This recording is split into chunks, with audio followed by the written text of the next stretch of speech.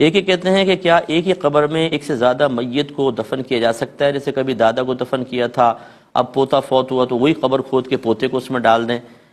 دیکھیں ایسا شرعاً جائز نہیں ہے، جو قبر ایک دفعہ بن گئی بن گئی۔ ہاں اگر ایسا ہو کہ جیسے اجتماعی طور پہ بہت سارے لوگ شہید ہوتے ہیں اور پھر وہ ہر ایک کے الگ الگ قبریں نہیں ہو سکتی ہیں، تو پھر ایک قبر میں دو تین، اس طرح سرکار نے بھی دو تین صحابہ کو ایک ایک قبر میں رکھا ہے، یہ اس کی گنجائش نکل سکتی ہے، لیکن قبر پھر اتنی چوڑی بنا کر اس میں رکھا جائے۔